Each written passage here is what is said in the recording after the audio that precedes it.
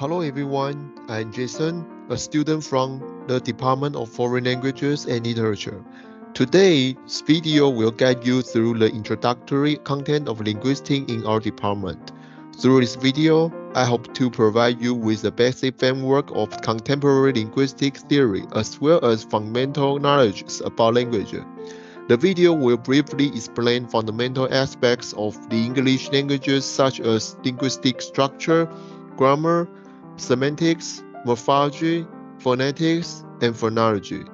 This information will help you build a basic understanding of linguistics, which will further enhance your comprehension in advanced topics like child language acquisition, vocabulary learning in languages and brain, social linguistics, language change, and writing systems in our field. Alright, let's get started. Firstly, the textbook for this course is Introduction to Linguistics by Franklin Rodman and Harmas, published in 2017 by Cengage Learning. You can find more information about this book below the video description. At the beginning of the course, instructors will provide a basic introduction to linguistics. As students of the Department of Foreign Languages and Literature, you may engage in various linguistic research areas in the future. This book will equip you with fundamental concepts in 5 key areas of linguistics over the course of the academic year: morphology, syntax, semantics, phonetics, and phonology. I will now explain the importance and practical applications of these 5 areas. Morphology studies the combination and transformation of morphemes, the smallest units of meaning in a language, helping us understand the structure and meaning of words. In natural language processing, morphology helps machines understand the relationships between words such as roots and affixes. For instance, morphological analysis can aid machines in understanding the composition and meanings of compound words. Understanding key concepts in morphology. Mental lexicon. The mental lexicon is a comprehensive storage of all the world's knowledges a person has, including pronunciation, meanings, grammatical rules, and formality levels. Example: the word shit is stored with its pronunciation shit, meaning solid waste, and categorized as noun, verb, or interjection with a low formality. Content and function words. Content words. These are substantial, meaning-rich words such as nouns, verbs, adjectives, and adverbs. They are part of the open class which frequently present with additions like cell phone or habit. Function words. These has less semantic weight and are crucial for the structure of sentences, including prepositions, conjunctions, pronouns, and articles. They belong to the closed class, which seldom gains new words. Example: a textbook text highlights the processing of these words by examining the frequencies of the letter F in a text, underscoring how differently the brain handles them. Bound morphemes. These cannot stand alone and include affixes, prefixes, suffixes, infixes, and circumfixes enhance or alter the meanings of the words they attach to. Examples: prefix, on in unhappy denotes negations. Suffix, in teacher suggests one who teaches. Infix, fucking in absolutely adds emphasis. Circumfix, the German get in go back from past particles. Next, let's discuss the concept and explanation of syntax in the Introduction to Linguistics. Syntax studies the structure and order of the sentences in a language, aiding in understanding sentence composition and meaning. In computational linguistics, syntactic analysis is used to parse tense structures, helping machines understand grammar and semantics. For example, machine translation systems use syntactic analysis to determine sentence structure for more accurate translations. Understanding key concepts in syntax. Syntax rules. These rules govern how words combine to form grammatically correct sentences. Showcasing the potential for infinitive sentences lengths through recursive structures. Example: I know that you know that he knows that everyone knows that John killed Mary. Sentences and structure and constituents. Exploring how words group into constituents. These sections illustrate methods like substitution and movement text to identify sentences components. Example: moving in the park. Within, John killed Mary in the park. In the park, John killed Mary. Maintains grammatical correctness, indicating is a constituent. Structural ambiguity discusses how syntactic arrangement influences sentences interpretation. Demonstration language's complexity. Example: Sue saw the man with the telescope can mean Sue used a telescope or the man had one. Next, let's discuss the concept and explanation of semantics and pragmatics in the introduction to linguistics. Semantics studies the meaning of words and sentences in a language, aiding in understanding what languages conveys and how it reasons. In natural languages understanding, semantic analysis is used to comprehend the meaning and reasoning processes of sentences. For example, sentiment analysis systems use semantic analysis to identify emotional tones in texts, assessing the sentiment priorities of the text.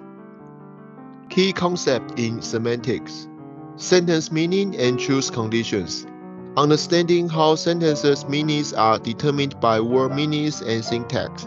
For example, Jack swims. It's true if Jack is capable of swimming or does so habitually. Entailment and paraphrase. Exploring how true in one sentence can imply true in another and how sentences can express the same content differently. For example, John killed Mary entails Mary is dead.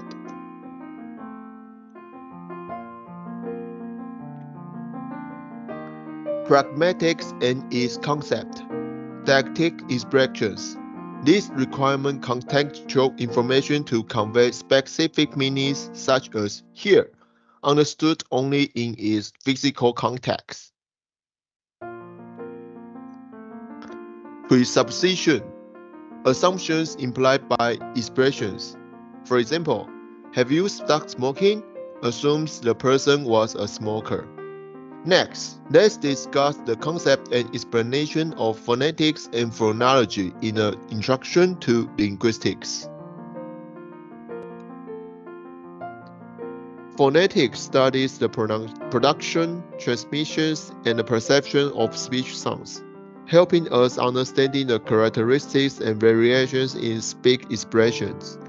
In speech recognition systems, phonetics is used to analyze and identify the features of the speech signals, thereby recognizing the speaker's identity or deciphering spoken content. Phonetics is divided into three main branches. Articulatory phonetics examines the physical production of speech sounds through the movement of articulators within the vocal tract. Acoustic phonetics studies the sound waves produced by speech and their transmission through air. Auditory phonetics look at how speech sounds are received and processed by the ear and brain. Key concept in articulatory phonetics. Speech organs, articulators, includes the larynx, pharynx, oral and nasal cavities, and movable parts like the tongues and lips. Vocal folds, essential for modifying the airstream to produce different sound qualities, affecting voicing. Voicing, differentiate between voices sounds, vocal folds apart, and voice sounds, vocal folds vibrating. Aspiration involves a noticeable puff of air in voiceless stops, distinguished in transcriptions. For example, like nasality, detected by whether the S string passes through the nasal cavity, controlled by the variance position. Place of articulations includes bilabials, labidentals, interdentals, alveolars, palatals, velars, and uvulars, glottals. Phonology studies the organizations in combination of speech sounds and the relationships between different sounds, helping us understanding the structure and rules of the sound system. In speech synthesis systems, phonology is used to synthesize speech and ensure that the synthesized speech adheres to the phonological rules of language. For example, speech synthesis systems use phonological knowledge to adjust the pronunciation of phonemes, making them sound more natural. Phonology, meanwhile, explores the abstract and substract aspect of sounds in languages.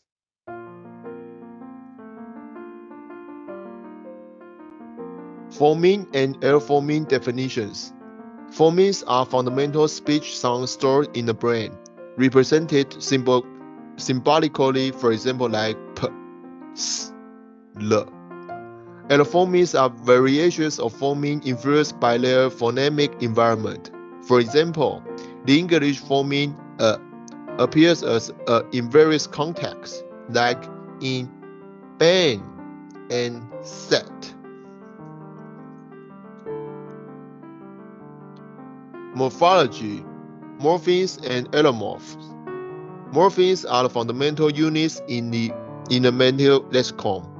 Allomorphs are variants of the morpheme that occur due to phonemic context.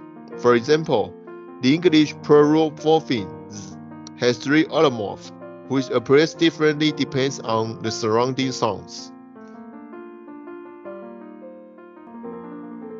In conclusion, we have covered the fundamental concept of the 5 key areas in linguistics: morphology, syntax, semantics, phonetics, and phonology.